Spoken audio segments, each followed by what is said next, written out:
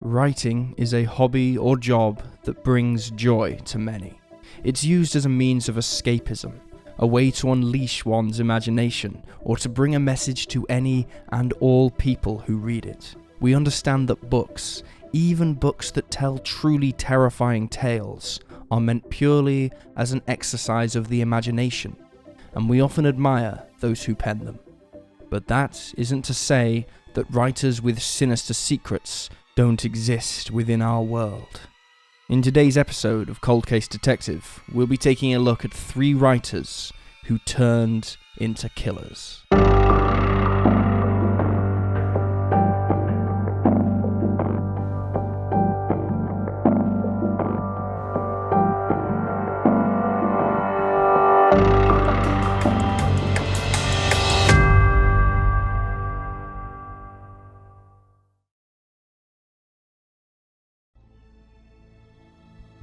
Richard Horne. Richard Horne was born in Coventry in Warwickshire, England on May 9th, 1960, to Derek and Josephine Horne, and spent much of his early life on a farm. He attended boarding school through his childhood and finished his education at Wrekin College in Shropshire. Richard moved to Edinburgh in 1978, where he adopted the pen name Harry Horse. Richard was a renowned children's author, known for books such as The Castaways, which earned him the Nestle Smarties Book Prize, and The Last Polar Bears, which was made into a children's cartoon. He published his first book, which featured the Loch Ness Monster, in 1983. Not only a talented writer and illustrator, Richard also performed as the singer in a Scottish bluegrass band called Swamp Trash, which formed in Edinburgh in 1987. He also fronted a band named Hexology. In 1993, he designed, created, and wrote a point-and-click adventure game called Drowned God: Conspiracy of the Ages. In 1989, while Swamp Trash performed a gig in Shetland, Richard met Mandy Williamson, a fish packer and nursing auxiliary. The couple had a whirlwind relationship and wed in 1990. Having a happy marriage until Mandy became ill with multiple sclerosis. The pair moved to Shetland in 2004 so they could be closer to Mandy's parents. However, beneath Richard's illustrious career and the face he wore in public, a storm was brewing. On January 10th, 2007, Richard, 46, and his wife Mandy, 39, were found slain in their Westborough, Shetland Islands home. At first, the newspapers reported the couple's deaths as a, quote, final act of love. Mandy had been wheelchair-bound for some time and had difficulties speaking.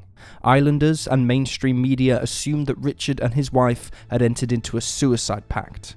Mandy was terminally ill, and the children's author just couldn't live without her, so they decided to go out together. That was the narrative that was sold. The details of the deaths were kept from the public for over a year, until Richard's mother eventually revealed the truth. Mandy had been stabbed by Richard over 30 times, with such viciousness that the first blade handle had broken, so he used a second to finally take Mandy's life from her. She had defensive wounds all over her arms. Next, Richard killed the family pets, a cat and a dog, before he finally turned the blade on himself.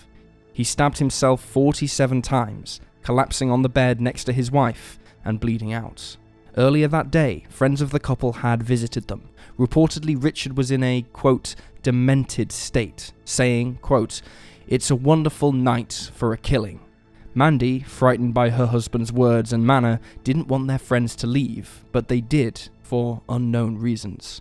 When they returned the next morning at around 9:40 a.m. for a belonging they'd left behind, they found the gruesome bloodbath. Mandy's murder was the first in Shetland in over 15 years. The scene was so horrifying that the doctor who'd attended had to take time off work afterwards, traumatized by what he had seen. When the truth came out, Richard's true nature became clear to onlookers. In the months leading up to the vicious slaying, he'd cut off contact with his friends and family and had become increasingly volatile with an explosive temper. The worse Mandy's illness got, the more uncontrollable her husband's rage became. Reportedly, the children's author had described Shetland as a living hell, and asked his friends to imagine what it was like to attend the bodily functions of the woman he loved. Drug paraphernalia was found inside the house, and while Richard was a regular user of marijuana and known to take ecstasy, he'd apparently taken a cocktail of drugs on the night in question, but it is unknown what exactly he consumed. Despite the brutality of the crime, Richard is still fondly remembered by other writers, and his disturbing dark side seems to have gone largely unnoticed online.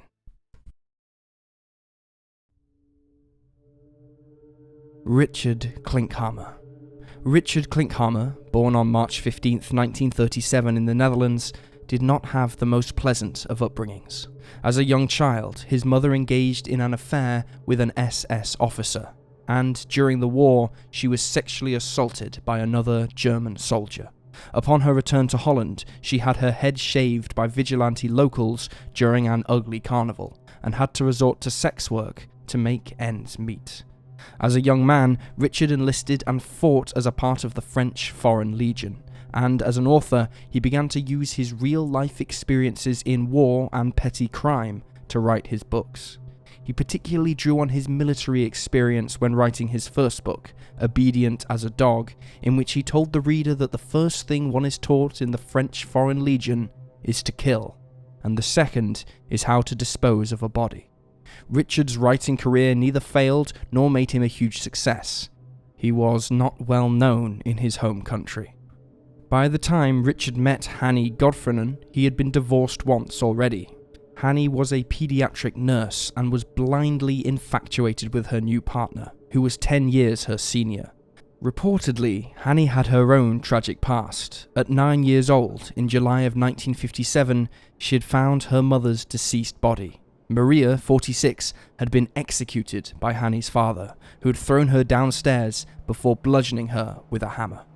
Richard and Hanny had a happy marriage for some time until the writer began to drink heavily, reportedly a result of the couple's financial troubles.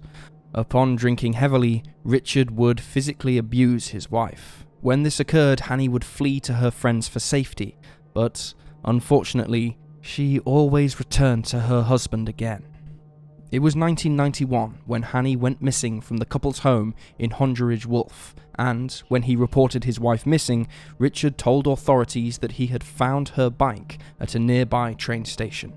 According to an article in The Guardian, the couple's home was searched, dogs were utilised, infrared scanners were used, and the garden was dug up, but no evidence of the missing woman was ever found. This didn't stop police suspicions, however, especially when friends told of the domestic abuse that had taken place in the last few years. Richard was brought in for questioning several times and even detained once, but without concrete evidence, police couldn't bring charges against the writer. A year after the disappearance of his wife, Richard went to a publisher with a new manuscript, which detailed 7 ways in which he could have killed his wife. The book was called Wednesday Mince Day, and it set out various scenarios in which one might murder their spouse. One reportedly involved the killer running pieces of flesh through a meat grinder and feeding it to the pigeons. The manuscript was ultimately rejected for being too gruesome. At this time, Richard's publisher began to have his own suspicions that Richard was involved in the disappearance of his wife, but when he asked the writer, Richard apparently responded with, quote, "It's not yet the time to talk about it." In 1997, Richard sold the home he'd shared with Hanny and moved with his new girlfriend to Amsterdam. Details of the writer's gory manuscript began to leak to the underground Dutch press, and Richard began to enjoy more success than ever when he was asked to appear on some TV shows. Richard seemed hardly bothered that people thought he was involved with his wife's disappearance.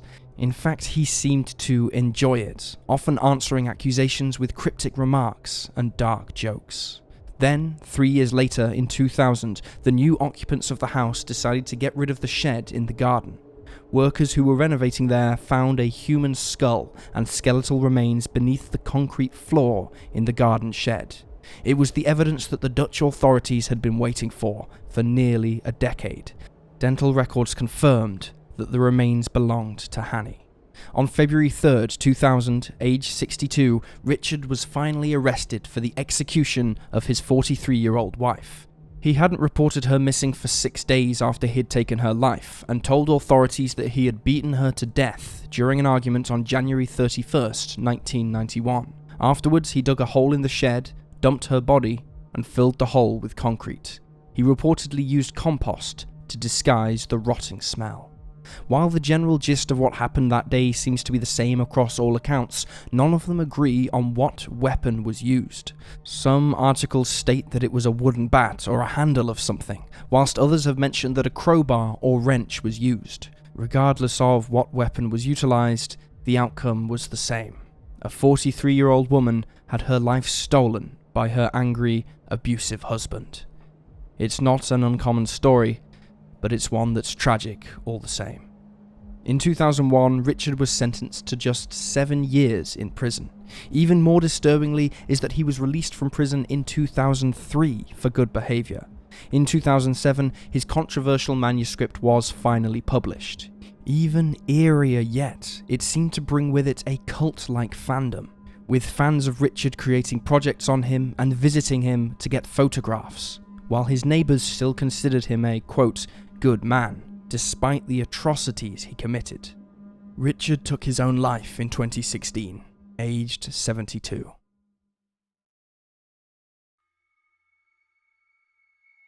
Liu Yongbiao.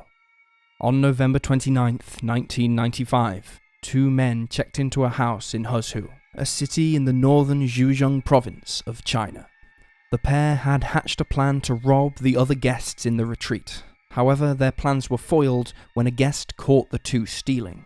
So, to make sure they didn't get caught, the pair decided to commit the ultimate crime and end the man's life using clubs and hammers.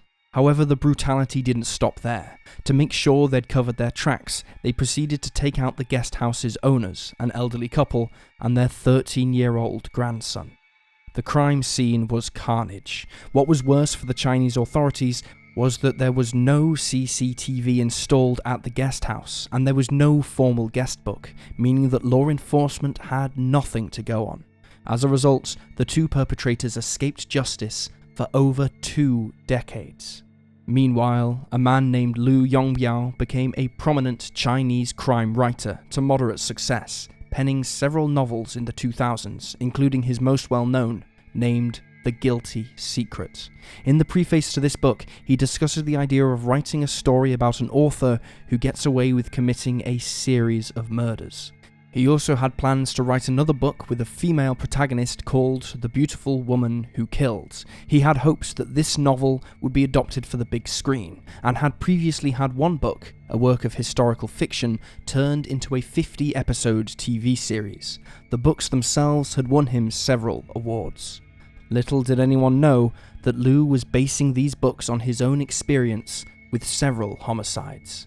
At the original crime scene in 1995, authorities had, of course, gathered evidence, including a cigarette butt.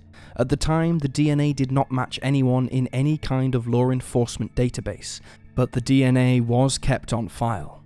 In 2017, the authorities travelled over 15 provinces looking for suspects. They compared the DNA on file to that of data on over 60,000 people in the space of 2 months. Then, at last, their hard work paid off. The DNA matched the clan name Liu in Nanling. From here, and through meeting the clan, the police locked down Liu Yongbiao as a suspect.